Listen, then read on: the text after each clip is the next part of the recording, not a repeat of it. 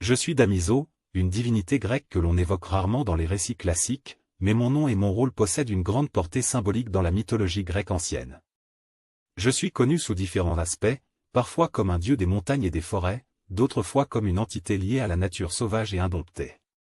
Mon domaine, celui des lieux reculés et des espaces inaccessibles, est empreint de mystère et d'une certaine forme de divinité primordiale. Je suis souvent associé à la puissance de la nature brute et à la force qui réside dans les éléments inexplorés. Contrairement à d'autres dieux, plus présents dans les mythes fondateurs ou les grandes batailles, mon rôle est plus subtil et énigmatique.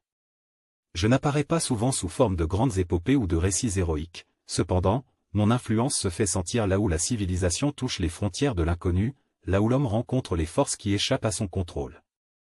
Les montagnes que je protège sont celles où peu s'aventure, les forêts que je régis sont denses et impénétrables, et les rivières que je guide prennent des chemins que même les plus audacieux ne peuvent suivre. Ma nature est liée au passage entre le connu et l'inconnu. Certains me voient comme une divinité tutélaire des aventuriers, des explorateurs et des âmes audacieuses cherchant à s'aventurer au-delà des limites imposées par le monde humain. À travers moi, on ressent une forme d'appel irrésistible vers l'inconnu, une incitation à ne pas craindre les mystères de la terre et à accepter l'imprévu. Ma personnalité est tout aussi complexe que mes domaines d'influence. Je ne suis ni une divinité bonne ni mauvaise, mais une force de la nature dont les actions dépendent des besoins de l'équilibre universel. Les tempêtes, les éclipses et les phénomènes naturels violents peuvent être vus comme des manifestations de ma volonté.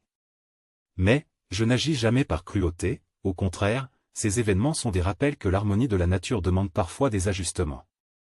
Si mes forces sont puissantes, elles ne sont que l'expression d'un équilibre plus grand, celui de la nature elle-même.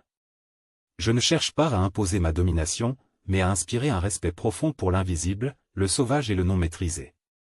Je suis l'ombre dans les montagnes, la brume dans les forêts, le souffle de vent que l'on ne peut saisir. Mes adeptes, s'il y en a, sont ceux qui comprennent que la vraie liberté réside dans l'acceptation de ce que la nature impose.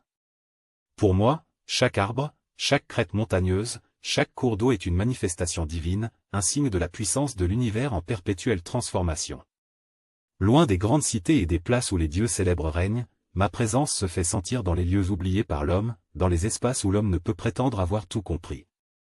Les sacrifices faits en mon honneur ne sont pas grandioses, mais simples et empreints de respect pour la terre, des offrandes laissées dans un creux d'arbre, une prière murmurée au sommet d'une montagne, une étoile observée dans la solitude de la nuit.